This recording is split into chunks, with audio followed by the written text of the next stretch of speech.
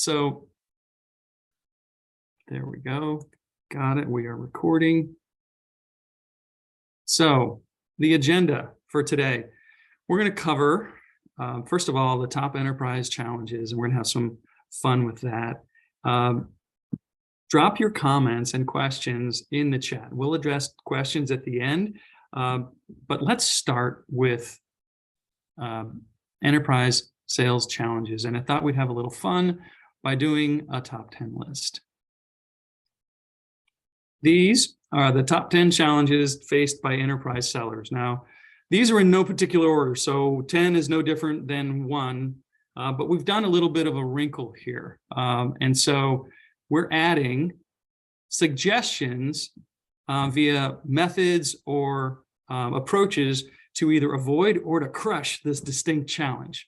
And for those of you that have 6 to 12 years experience in enterprise selling, you're going to see this. A lot of this is going to be familiar. So bear with us. These are certainly challenges for large organizations with big teams and resources. These are extra challenging for startups. So even if you are an experienced enterprise seller or leader, we hope you listen with a growth mindset. There's relevant content for you here too to absorb. And I invite you to contribute and share your experience. If what I'm saying is accurate, or if you've got a different opinion, love to hear it.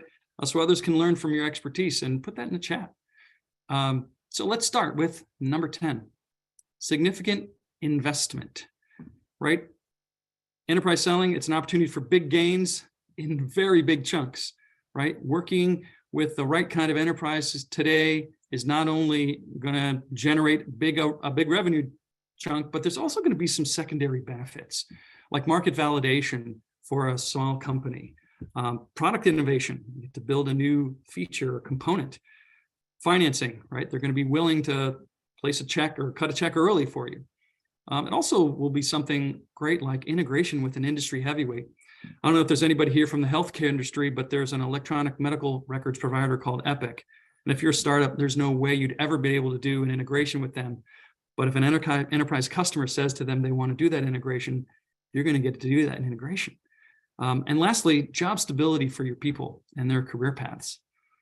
Now, like the portion of the iceberg that you can see above the water, that's not the whole story, right? Those big gains come with some risks, right? Like distraction from your roadmap, right? How many have seen that? Where a big client will dominate a feature set or the development of a new feature. You become very dependent on large deals, right? When a big deal churns, it's almost impossible to make up for that gap. Profitability can also be an issue, right? There are notoriously an endless pit of resources that are desired. And that puts a strain on your team, right? The 24/7 demand, the sense of urgency can cause attrition. And lastly, they can be a liability, right? You've invested time and effort into these longer-term agreements with these big customers. That can be a challenge because they sometimes don't pay their bills on time. But don't get me wrong, the gains are absolutely worth the risks. But these risks have to be considered as part of the overall evaluation and qualification process, because as a startup, right, anywhere along the growth curve that you're at, your assets and your resources are limited. Let's go to number 9. Big surprise, right? Long sales cycles. And there are plenty of methods to overcome long sales cycles. One that our clients have found valuable is the use of a consistent process for their teams to follow. And here's an example at the top of the screen in blue, right? Inside each stage, there are what we call key moments to engage that customer over the prospect, over the duration of the opportunity. And in the bottom portion of the screen, you see this chart, and this represents activities inside those stages that drive engagement over time. The higher up on the scale, the more engagement. And the engagement over time causes 2 kinds of sales approaches in the enterprise space. The consultative approach, it's the lower one there. That's a process where the customer knows their problem very well. And your role is to find them the right solution. Asking questions and presenting solutions, that's part of the deal there. And there may even be an RFP involved in that. Second is the provocative approach, or some of them, you might have heard of this as the challenger approach. In this scenario, you're the expert and you're recommending a solution to them. You're guiding them to the right decision. This is often a highly innovative solution. One of the key differences between these two methods is that you drive high engagement early with the provocative approach, with access to a sale, to an executive, and provocation to understand the decision process. You could see that I've highlighted decision process because we're going to touch base with it here. We're going to talk about that here in a bit. Provocative is more challenging up front, but once you've educated that customer by getting to a stakeholder meeting at the top, then you can better understand and set the decision criteria. And from there, it's what we call downhill selling, but that just refers to it's become a more formal process that you can follow. So we have this as a blueprint, and every one of these moments inside of this summary process is a blueprint that we provided, that we've customized specifically for enterprise sellers. Next, number 8, decision team complexity. Probably not a big surprise, right? Small and medium opportunities have fewer decision makers. Enterprise deals can be 7 to 12 or more, way more sometimes, including multiple groups that are battling for the same budget. So it becomes rather complex, and these are the roles that you want to engage, and you'll see how they relate to each other. Now, this is going to vary slightly with every industry or with every organization that you work with, and even with every startup. But the point here is when we look at the roles that they play, we find similar roles form a very similar decision process. I can't emphasize enough here, and there's 7 different roles here that you want to try and identify as you go through your sale. I can't emphasize enough research to understand a company's situation. From there, you can properly engage the initiator, the champion, the decider, and the like. Our enterprise, by the way, our enterprise sales course does a great job of outlining the details here. This decision team complexity, and there can be multiples, not just one, there can be multiples of each of them. This complexity is met with this sort of framework for role navigation. Really helps team members. Number 7, buying team alignment. Because of the number of individuals involved, like I just shared, that can happen in big deals, you're going to have a variety of pains and a variety of points of view that you're going to need to understand. And so we utilize a blueprint for a stakeholder meeting. And this is, it's a lot of detail here, so I'm not going to go over it in detail. Again, we'll share it with you after this. But a stakeholder meeting is a harmonizing event, and it's needed to ensure that you are aligned and you're investing resources properly. It's a strategic event, right? You are introducing executives that participate in this meeting to a plan that at the top, the mutual action plan, that is aligned with their business objectives. So you start off with part 1, right? You provide insights on the business as it is. Part 2 is you share what's possible. And then on part 3, if you're willing to move forward together, you agree to an action plan, and they commit to this because you're helping them achieve their business objectives and you're asking them to make a business decision. I can't emphasize enough 2 vital things that you must do for preparation here. Number 1 is get the latest data and make sure that everyone has had an opportunity to see the data, because what you don't want is going into this meeting and have someone in the meeting say, that's not accurate. I've had personal experience with that. It's no fun. Secondly, get a statement from the most senior executive about what they want to accomplish and make it the opening slide. This is going to focus everyone on that. And your role there is to facilitate, not to lead that conversation. That's 7. Number 6, focus on impact. So customers expect quantifiable impacts in a proposal that you put together, right? On how the organization is going to benefit. whether that is increased revenues or reduced cost or increased market share. Those are all rational impacts. The left side here, two different kinds of impacts, rational and emotional. We're talking about rational impacts now. They impact the organization. Organization benefits from rational impact. However, it's not an organization that makes a decision. It's a group of people, and those people are known to make emotional decisions, which they then justify with facts and figures. Therefore, you need to consider every person's emotional impacts, and what that'll do is that'll create a competitive advantage over your competition.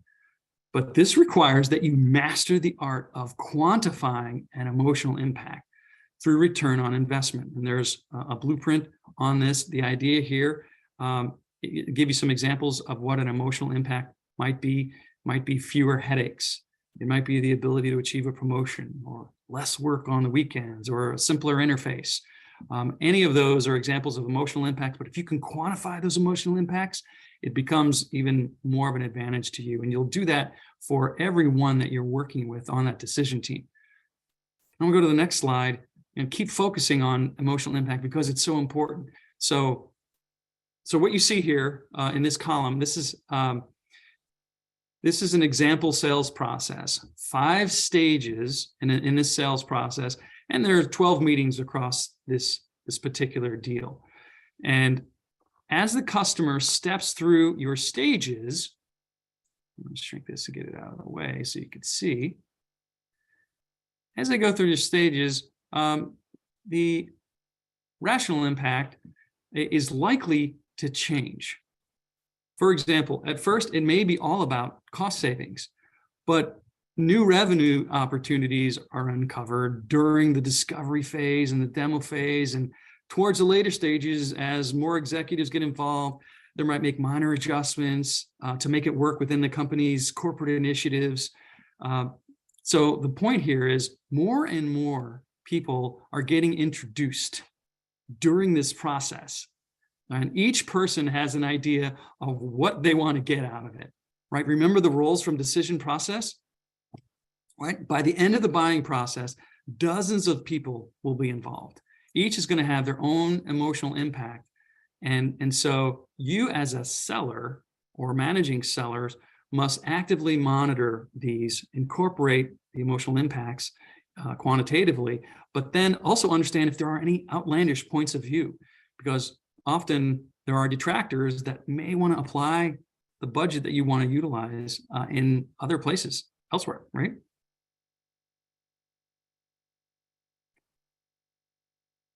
Number 5, orchestrate functional experts. So enterprise selling is a team sport, right? We all likely know that you can't be single-threaded in an account, meaning you have a sole contact in one very large enterprise opportunity. Well, the same is true on our side, right? You need to map your resources.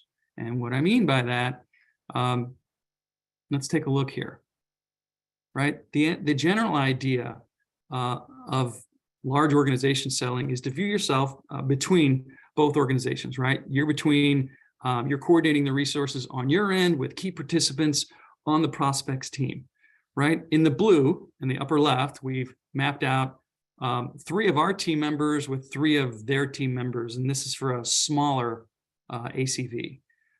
But as that opportunity grows, or if you're engaged in enterprise selling, so do the number of people involved. So let's say for sake of argument, it's a $500K deal. That could involve 10 to 20 people. And so you're going to have to map their role to someone on your team. Give that person a goal to accomplish, getting through InfoSec, getting the IT team to agree to the approach that we're taking, whatever it might be, and then track that sentiment over time. Successful enterprise sellers are masters at orchestrating these types of resources to help influence the sale. You've heard it called multi-threading. It's got to be both ways. This reduces risk on the op, and it gets you a more well-rounded account perspective. Let's go to number 4. Whoop, I'm jumping too quick. Seasoned competitors. So the competition is prepared.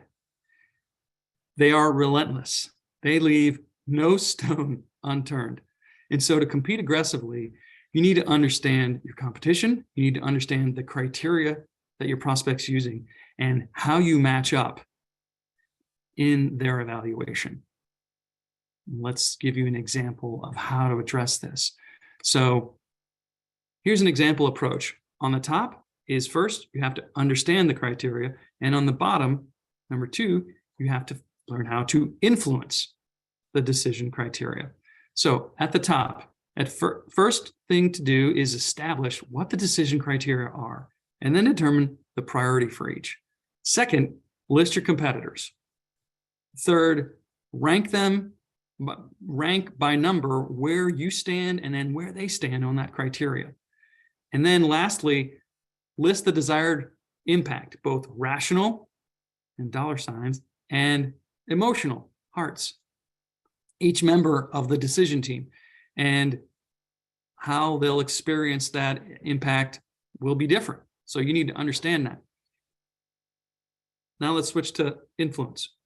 A couple of different ways you can influence the decision. First is in the left column is deprioritizing. So let's say price is a big one, but you don't have the best price, so you want to try and deprioritize it. Price might represent a rational impact rather than an emotional impact. So you might utilize what you've learned on the emotional side to deprioritize. A second approach is to insert new criteria. Maybe there's a new feature offering that can create new impact, like reducing cost or increasing revenue. And then lastly, on the far right, is improve a ranking of a particular item, right? That could happen via education or insights. Maybe it's a customer visit or the demonstration that you're easier integration. That's an example of an emotional impact. This is a simple technique that's not used enough by enterprise sellers, so we wanted to highlight it here as a way to combat seasoned competitors.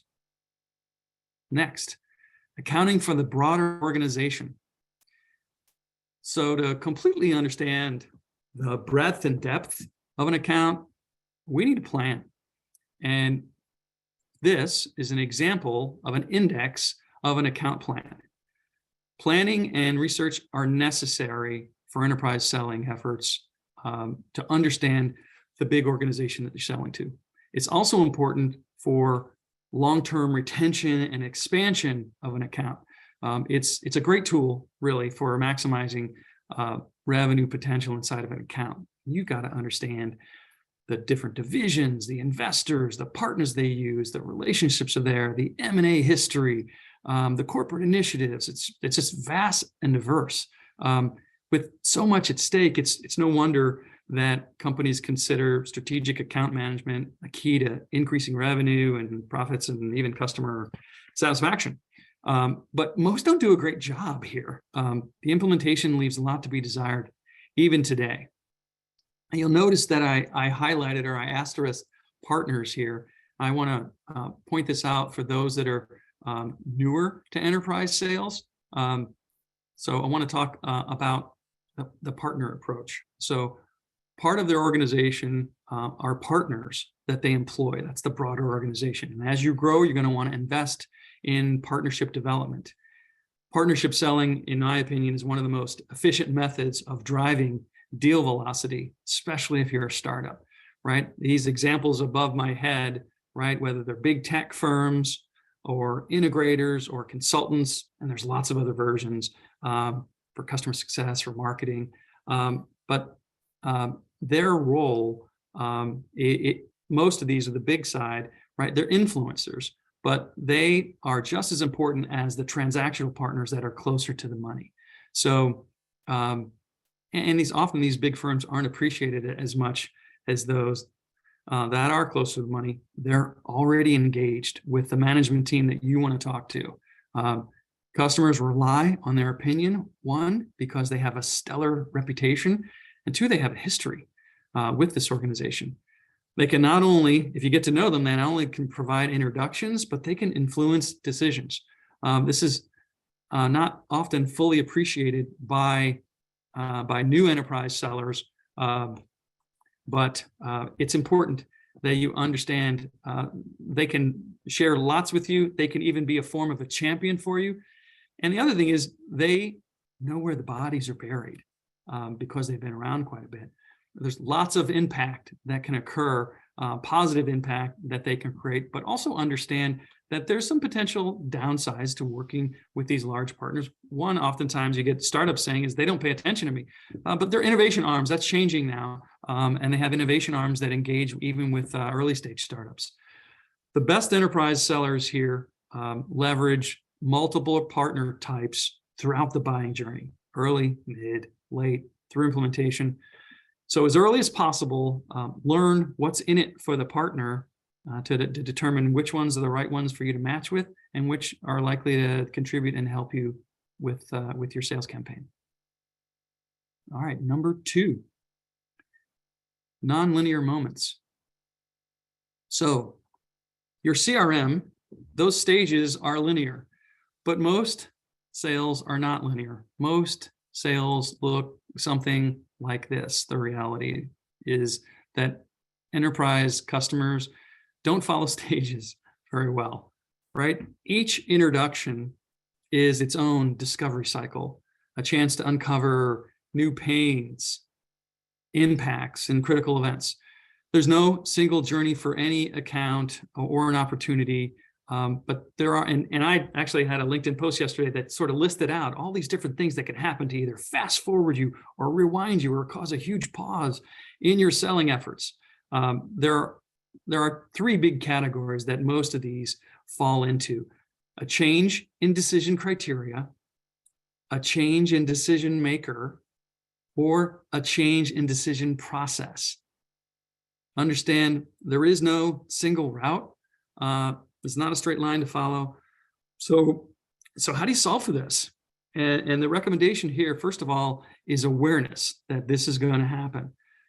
Prepare for that, right? Understand that. Have that pad built into your thinking about when you think this deal might occur. Your primary internal anchor will be your process. Your process, along with careful deal inspection by your frontline management team or your sales leader. And you can get going in the weeds a little bit. You can even include things like exit criteria. Inside of exit criteria, have something like a customer verifier, an action that the customer or prospect has to take in order for you to move it to the next stage of the deal. And okay, we're at number 1. The number 1 item, again, wasn't in any ranked order, is acumen and skills trumping experience. And this is one that's sort of focused on the seller as an individual. You need expert level skills to accelerate deals. As an enterprise sales professional, you're on the clock, right? Your goal is to match the average sales cycle time at the right ACV for every deal that you're working on. So to maximize efficiency, the seller has to have these fundamental elements mastered. The better these skills, you'll see in a second, the better or the fewer meetings will be held and the less time is consumed. What kind of skills are we talking about? First of all, business acumen, having sound judgment and the ability to make quick decisions based on the domain knowledge and awareness of the organization and the situation that you're in with that prospect. Business acumen also includes all forms of communication. Large organizations have expectations about professional written and verbal communication, and that includes visual communication, including your appearance.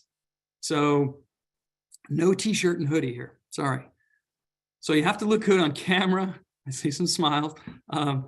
You have to have a professional setup, and you have to execute meetings crisply. You also have to be a really good listener, right? Great communication, like I just described, leads to confidence in yourself. and your ability to have the guts to reach out to that executive who likely is more senior than you, which leads to your ability to network and navigate the broader organization to map those stakeholders that we talked about earlier in those different roles. So mastery of business acumen and skills will lead to confidence in you and in the account, and will build trust with that account. That leads to less friction and deal acceleration. So we've hit our top 10 list. Let's pause there for a second. John, we've got a few questions popping up in the chat that we can probably loop back to related to a bunch of these items that you covered here. Question from Mike. So he's asking if you could discuss best practices on getting buyer attention in marketplaces that are more crowded than ever. For example, he's selling ML and AI products in a noisy space. It sounds like as much of a marketing challenge as it is a selling challenge, right? And that might be something we can talk about at the end, because there are techniques for getting attention. What you're attending right now is an example of what you could be doing. Utilizing awareness campaigns and ABM techniques have been proven effective inside of enterprise organizations. We could talk a lot more about that at the end. Okay. Yeah, you're right, Mike, that startups seldom have great marketing efforts. Usually you want to bring on a CMO before you bring in a chief revenue officer for that very reason, make sure that you are identifying the right types of customer prospects. And then from Anoop, we have a question about emotional impact. He's asking, can you share some examples of quantified emotional impact? Let's go back. Where was that? I figured someone would ask that question. So there is an example here. So here are the steps you would take, right? So you share a relevant story on how you've seen other people like them drive return on investment and the impact that they've had on an individual. And then you confirm if they're looking for something similar, and if so, what in particular, and have them describe it. And then here's the important piece of that. You ask them, how are you measuring the impact that it has? And from there, you translate that into, for example, lost time per week into a hard dollar number for the year. For example, half a day a week, right, is 10%. 10% of an annual salary is the cost. And so you identify the opportunity by asking them, okay, if that's true, what would you do with that half day? And you translate that response into an upside, right? And so let's just jump to the bottom, netting it out. Your answer would be, so if I got that right, on average, 7 deals per year and an average deal size of 200K, increasing your effort by 10% would mean another $140,000 a year in revenues. Do I have that right? That's an example. Let's keep going. So for those that are veterans, this list is pretty traditional, right? There's likely no surprises in this list for the experienced seller. We addressed these challenges with blueprints that were purpose-built for enterprise recurring revenue teams, but it doesn't factor in some of the modern sales cycle components. And it's important to realize that cloud and SaaS and other recurring revenue companies have another set of unique challenges, and that's our next section. So in this section of best practices, these are tips or ideas to get your sellers unstuck. So for revenue leadership, frontline managers, this is a series of techniques that we've collected from not only our research, but from top growth startups that we've advised across the globe. Let's take a look at a couple of them. We're going to go through 6 of them. And we'll just start with the first one, which is multiple methodologies. I wish that I had better news for you here. but you won't just use a single methodology. You are utilizing different methodologies during different stages, and even sometimes during different activities, like a single conversation. How do you figure it out? Well, understand whether you're early in the process, you're right on time in the process, or you're late to the game. So if you're early, you'll utilize the provocative selling motion where you're telling the customer what to do. There's good news here, right? Customers open to new ideas. The bad is that it takes time to educate the customer, and they may not fully understand the impact of the problem. This is most effective when you're selling an innovative solution. Again, that's early. If you're right on time, the customer is aware they have a problem, and they're going to benefit from the education that you're going to provide them. Good news here is they're still open-minded, aware of some of the impacts. The bad is that you as a seller are unaware of how much education you're going to need to go through here. This is where you use consultative selling to diagnose the problem, ask lots of questions. This can also be effective when you're responding to an RFI or even an inbound caller. Late in the game, the customer is actively evaluating vendors and has even made a short list and a list of criteria. And you'll use solution selling here, right? You're going to pitch a set of very specific features because the customer, good news, they're ready to move forward quickly. Bad news is they're already educated and you were not part of that process, and they're looking for the best price performance solution. This you might see an RFP in this case where you were handed it and you need to respond. You need to determine whether you're going to respond to the RFP, but you also need to figure out if they've already identified their criteria, what the specific features are they're looking for. You need to respond specifically to that. Consultative selling is not going to help you here, and provocative selling, or you also may have heard provocative selling called challenger selling, will help you here. Incidentally, another just mention of our enterprise selling course, they do a great job of going into the details of provocative selling. Next, another best practice are deal acceleration techniques using tools. So in order to demonstrate this, I'm going to use this example. This is an enterprise deal that occurred over 6 months with 12 calendared meetings across your different sales stages. So historically, as you likely know, right, enterprise selling used to be in person, and that was what we did. And that remains the preferred route, and we're just now getting back to that. If you look at what happened back in 2012, right? On-site group meetings, on-site one-on-one meetings. The challenge has become that is not always readily available. Look what happened in 2020, right? We learned how to become remote sellers. Remote group meetings, remote one-on-one meetings, it's commonplace today, right? Now, we adjusted to those online meetings, but a new kind of meeting has emerged. The asynchronous meeting. This is where we record a video and we send it to the prospect for review. This works particularly well when you need to communicate your message to a large team. Now, I will say there are different opportunities where you can utilize asynchronous meetings, but it is not a complete replacement, right? But the key is to provide a way for them to respond or react without actually having a meeting. Let's use an example.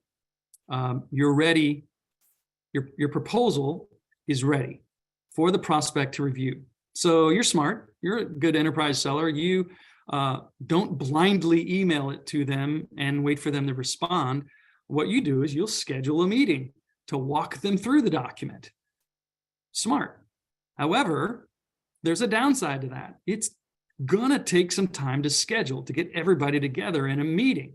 So it could take a week, 2 or 3 to get everybody together to talk through this thing. Here's where you can really accelerate with a summary video that can go to the executives and all of the decision team, and then send the proposal via an online document that they can comment on, they can ask questions, they can give you feedback, and you can see that online live. You still have your scheduled meeting, but now you can address only the outstanding issues that are remaining from that online document. There are other examples There's 3 other examples I list here above my head of tech acceleration tools. We can walk you through at some point. Our remote selling class, our webinar does a great job of that. I won't do it here today though. Here's another one that not everyone is great at. You can't tell management to develop a specific feature to make $1 million deal happen. But on the other hand, right, management needs to know if a feature is holding up $1 million agreement. The difference between win and loss is a pretty big deal, right? It affects product, it affects headcount, it affects forecast. So your decisions are going to be scrutinized. Your strategy is going to be questioned. It's going to require you to justify your thinking. You're going to have to lobby. You're going to have to likely brief your executive team or maybe even the board. You might need to restate your case multiple times. Everyone is curious about these very large deals. Is it a one-off? Is this a trend? Is this the start of something bigger? Or is this, should we be focusing on a specific vertical? It takes valuable time away from selling, but it is necessary. You need to keep your stakeholders informed. And the bigger the deal, the bigger the amount of time that you're spend selling internally. It could be upwards of 50 to 60% of the time. And as a manager, the only thing that you can do is to prep your team members for this activity by creating a templated process. And we can walk you through those. And since we have some that are new to the enterprise space, and again, please bear with us, those that are experienced here, but we want to talk about tactics for responding to solicitations.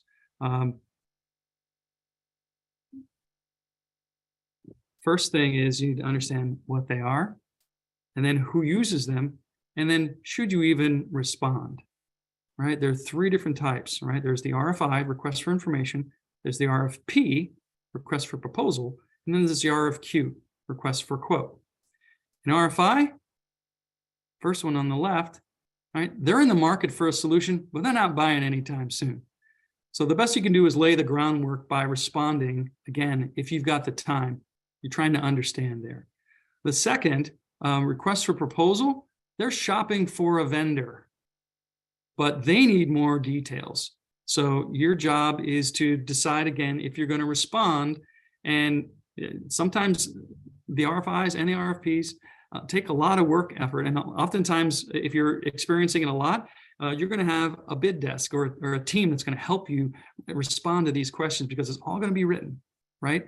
And you're not going to be able to get much help other than maybe 1 or 2 conversations where you can ask questions, but after that, it goes silent. And then finally, a request for quote. And this is where they're seeking the lowest price possible, and you have to do your best job of supplying the best price and payment terms. So who uses these and when? So you'll see these show up in HR organizations when they're bidding for a system. Government agencies, for sure, inside of education, financial services, healthcare, regulated industries utilize these a lot.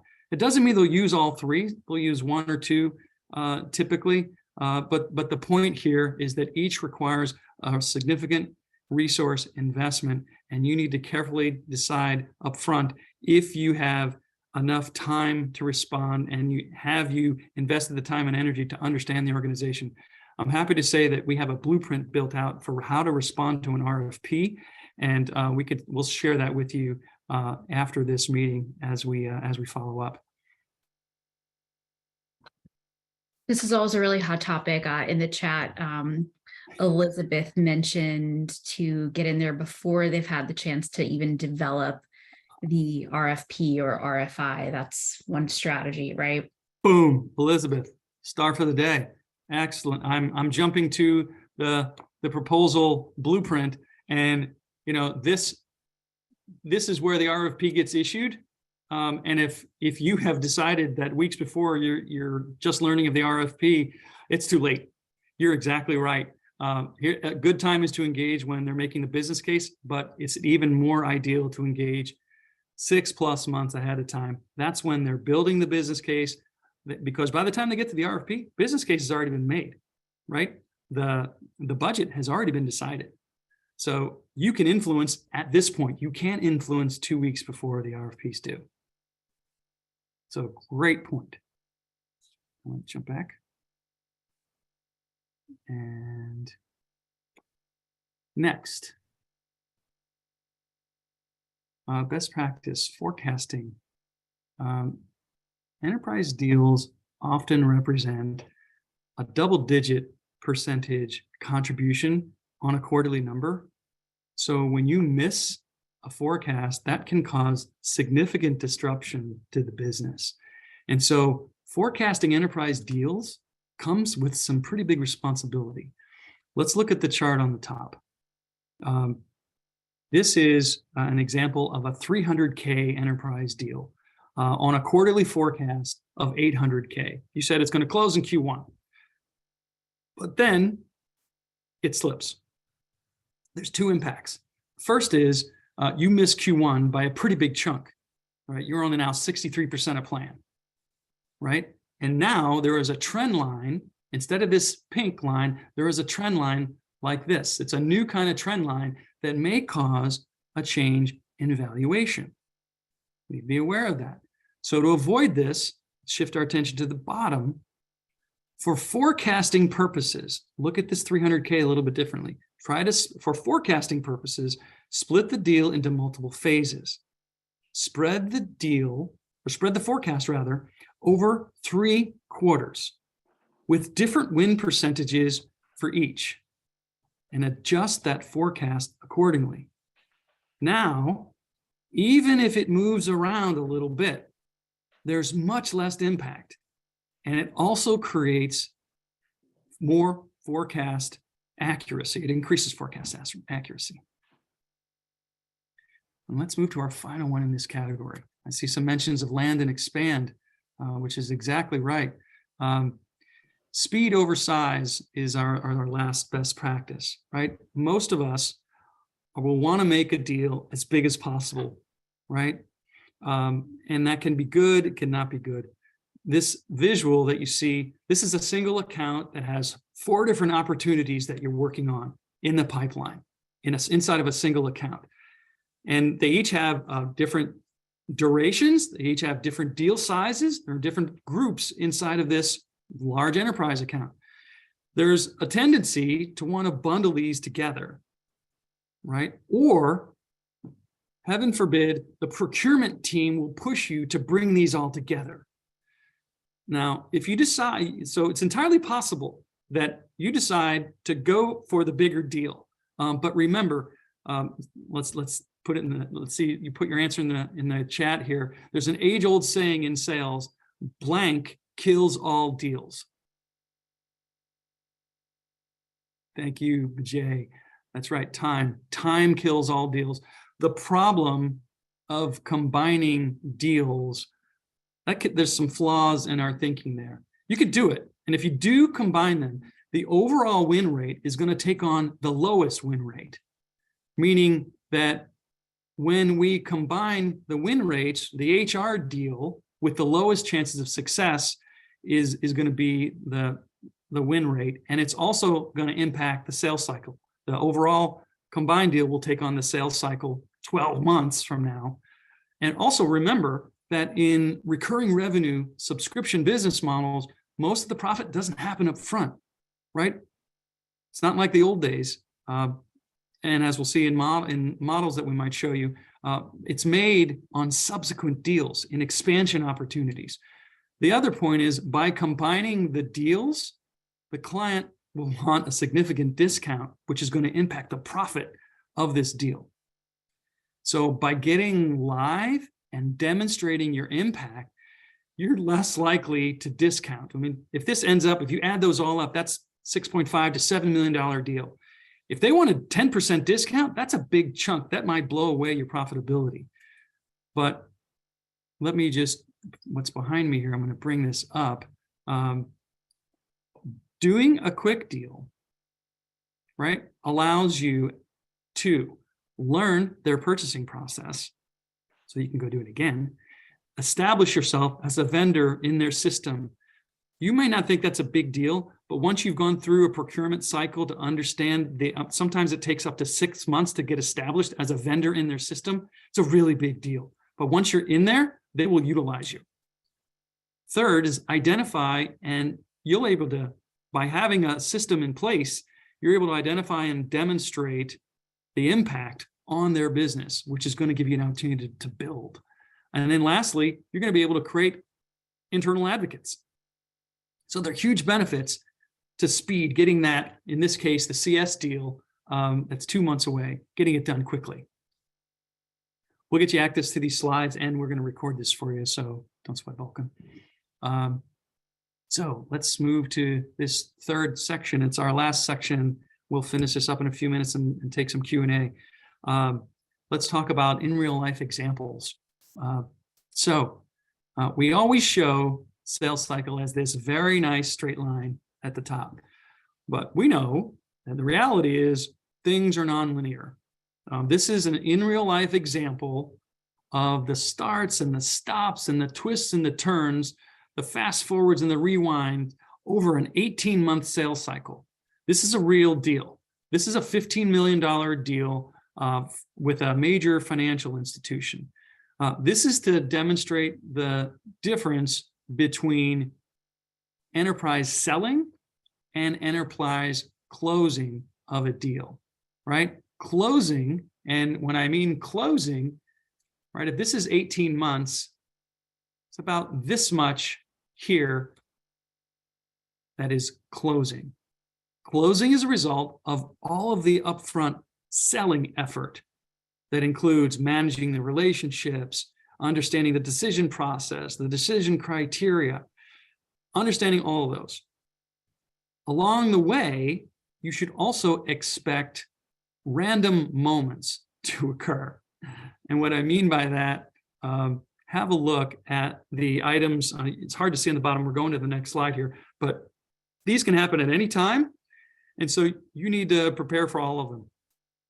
What do I mean by these random moments? Let's talk in detail about the 6 that we've seen. Right, a sales cycle can take anywhere from 3 to 24 months, and during that time period, there's going to be a number of moments that will occur, but you don't know when it's going to happen. But you can prepare your team for them and read the early warning signs. So, for example, there's 6 of them here, right? A buyer reorganization, right? Every organization typically reorgs every 12 to 18 months. We're going dark. There's no response for a period of time. That could be weeks to months in earlier and mid sales cycle, but late in the game, going dark could mean 24 hours or it could mean a couple of hours during the negotiation cycle. You're used, number 3, you're used as a racehorse.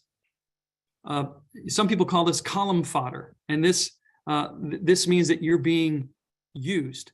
They've made their decision, and it's not you, but they're using you to get something from a competitor, like a better price, right? And so, right, you might get a heavy focus on price, or they may be pushing an unrealistic timeline or giving you very little information, or maybe the criteria has been heavily influenced by your competitor, or they tell you, no, of course you're still in the race. Yes, you absolutely are. But before investing more, you need to decide if you want to continue. And there's actions to take there. Another example, number 4, hurry up and wait. You're asked to respond quickly. We need something in 24 hours. You and your team work hard. You're up all night to get this done in the time that they ask you to. You deliver it to them, and then it's crickets. And it could be weeks or months to hear back from them. And in this case, you need to establish conditions for success before you jump through that hoop. Others, a new decision maker. If you are in the lead, a new decision maker could be trouble. But if you're behind and a new decision maker is involved, that could be an opportunity. Either way, you need to still figure out if this new decision maker is connected to someone in the C-suite. And again, it goes back to multi-threading. Make sure that someone in your C-suite is connected to someone in their C-suite. And if a new decision maker is involved, it'll be less impactful. And then lastly, making a deal bigger. Early on, you need to be careful because as they start to add on opportunities, it'll lengthen your sales cycle, but it also they may run out of budget. Now, late, it's a different story. This could be really good because procurement may know more than you, and they may introduce you to other divisions or other groups that have similar interests, and late, you'll have an advantage in the negotiation process. The point here with all of these is to prepare for these moments, determine the early warning signs that are listed here, and you get these slides, so don't sweat not being able to see or read this. And then understand where they're most likely to occur. Brief your team in advance and discuss what actions you take before these moments occur. And then lastly, when those warning signs occur, take action right away. Experienced enterprise sellers, as we have on this call, will have learned from some of these mistakes like I have, but those that are less experienced can overcome these through preparation. And that brings us to our last section, which is next steps. And we're going to take some Q&A as well. The next steps here, really straightforward. There's opportunity to train your account managers and your account executives on baseline enterprise skills. And we've got a great enterprise course for that. There's design work that you've probably already done in your process, or maybe you're going through a redesign. Make sure that it's a repeatable process and that you map them to key moments. Also make sure that you can evaluate these tools, these blueprints and these tools that we're talking about. Try them out, give them a try, see what works and what doesn't work, experiment with them. And then lastly, share these growth strategies and these coaching strategies with your team, with your frontline managers, with your sales leadership, with revenue leadership. And lastly, I'd say follow us on LinkedIn and connect with us if you want to have you want to learn more. And certainly appreciate everyone's time. We've got about 5 minutes left to take any questions. Maybe Sari, you can bring up a couple that were brought up during the conversation. Yeah, we had a few questions around, if you go back a few slides to the speed point that you were making. And the one before that. Yes, this one. Yeah, this is always a hot topic. And I got a couple of pings about this topic in particular. One of the things, just to, share insights with the group. I mean, we use this strategy at Winning by Design to work with our clients. And it's not just because it makes forecasting easier necessarily, although that's helpful. And it's not just because it speeds things up, although that's also helpful. The other thing, John, if you flip to the previous slide, is this actually makes the deal easier to do, and it helps out the customer in a really impactful way. Because if you start small with, say doing an assessment or biting off just like a pilot program, right. That's the clear land and expand strategy that we all know about, right? But the crucial piece that we see a lot of our customers not doing, that we advise them to do, is to plan out all of the phases in advance. So you're having that conversation with the customer up front to say, all right, we're just going to start with this piece of work, but we're going to lay out what the 5 pieces of work after that are going to be. And this is the plan that we'll stick to for the next year and a half or whatever, in order to get to the impact that you're looking to achieve. So it ties into, this forecasting issue. Like, yes, it helps with forecasting because then you actually have these separate deals that are all tied together that makes the forecasting easier. And then it ties together with the speed issue that, like, you can move faster on a smaller piece of work and then quickly move on to the next piece. So it ends up being this like really beautiful ecosystem if you get it right. But that's one of the things that we work with especially our larger customers who are selling into more enterprise deals, to help them see that that's a big missing piece that that can help. So that's just to address some of the questions that I've been getting in the chat on that piece. Any Awesome. other questions from anyone? Mike says, once you get an MSA in place with a large enterprise, it makes it so much easier to expand to other divisions. Yeah, absolutely. Exactly right. Get it nailed down, right, Mike? Am I able to ask mine live? Is Sure. that okay? Yes, now, absolutely. What would you say to an organization that is newer, that doesn't exactly know how to have a rational impact to talk about? Like they maybe they haven't gone through a full customer acquisition process to say, oh, we've saved X customer this amount of money. What advice would you give them to create a rational impact and start bringing that to market? So we use a qualification methodology called SPICED. And in that, you'll be asking questions about the impacts. And so if you don't have sort of previous examples in a new, I presume that this all means that you're an early stage startup and you may not have too many customers. You're just now learning where your rational impacts are. Is that what you're saying? Yeah, essentially. And I'm familiar with spikes. Aaron taught me, actually. Oh, Aaron taught you, then you should know. Absolutely, right? I think Aaron's even on the call. Did I see him pop in here? He is. He's here. Hey, Aaron, great to see you. Awesome. But yes, the idea is if you don't have earlier customers that you can learn from, right? Go back and ask them questions. Try to understand why they bought from you. What impact were you looking to achieve? If you don't have that luxury, then you need to start to probe and ask the questions. And there's specific questions, situation questions, pain questions, impact questions that will reveal this and that will reveal themselves as you begin that conversation. Discovery is your best friend in an early stage startup where you don't have examples or stories that you can tell about others.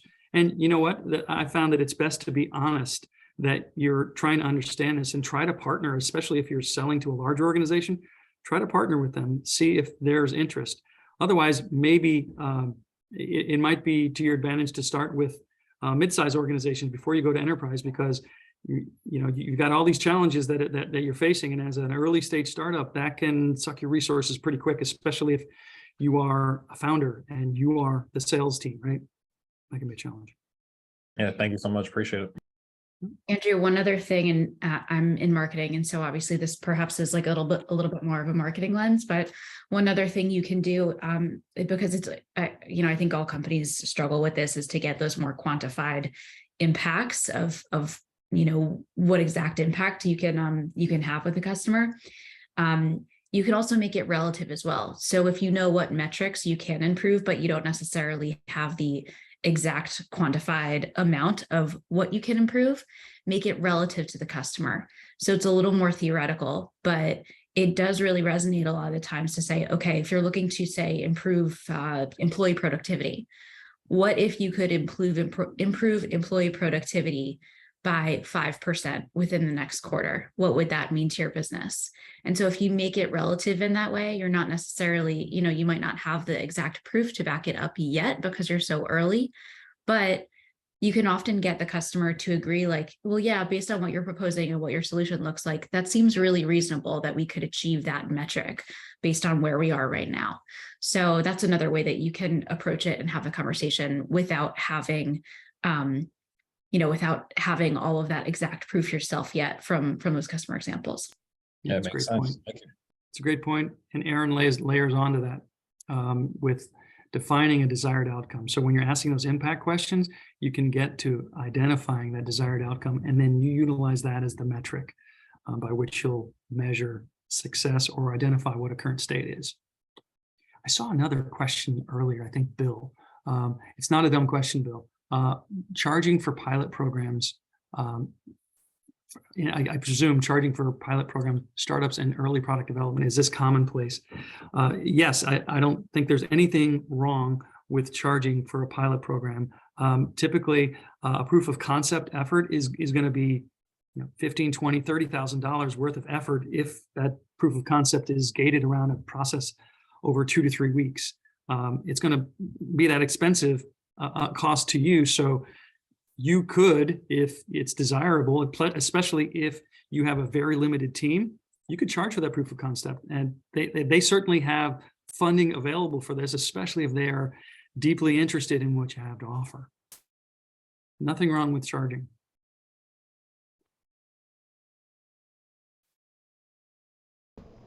Hey, John. It's Elizabeth. We're at time, right? I think we're over time here.